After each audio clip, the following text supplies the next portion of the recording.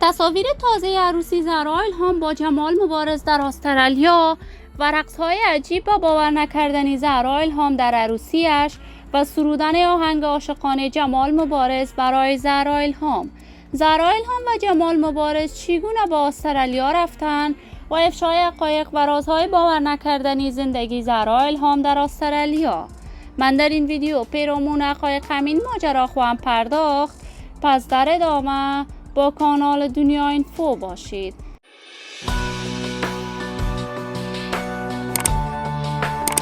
سلام و سلامتی ایام و کامتان با شما را خوش آمدید میگم به یکی دیگر از ویدیوهای جذاب کانال دنیا اینفو.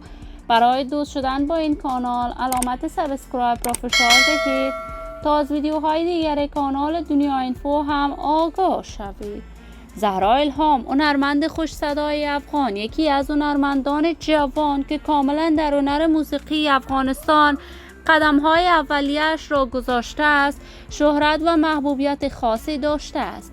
وی در کشور پاکستان در شهر کویت بزرگ شده است. تحصیلات دوره لیسه را در پاکستان به اتمام رسانید و نزد استادان پاکستانی در پاکستان هنر موسیقی را آموخت.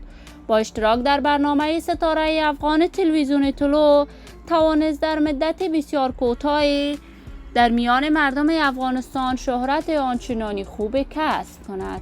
زهرا اولین دختر خانمی بود که در جریان برگزاری برنامه ستاره افغان در افغانستان مقام اول را از آن خود کرد. وی بعد از تحولات سیاسی در افغانستان به کشور استرالیا پناهنده شد. اکنون زهرا الهام تصاویرش در صفحات مجازی با جمال مبارز دست به دست می شود که این دو در استرالیا ازدواج کردند. جمال مبارز یکی از هنرمندان خوب کشور بوده است که وی در افغانستان ازدواج کرده بود، اما همسرش به دلیل نامعلومی به قتل رسید و اکنون در استرالیا با فرزندانش است و زندگی خوش و آرامی داشته است.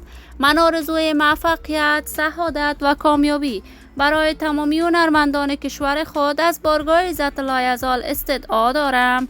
دوستان نهایت عزیز کانال دنیا اینفو، شما هم نظریاتتان را در بخش کامنت با من شریک بسازید. اگر تا هنوز دوست کانال دنیا اینفو نشدید، پس برای دوست شدن با این کانال علامت سابسکرایب را فشار دهید. این ویدیو را با علاقمندان و دوستان زهرا الهام و جمال مبارز به اشتراک بگذارید. تا درودی دیگر تمام شما خوبان را به لای منان سپرده موفق و کامیاب باشید.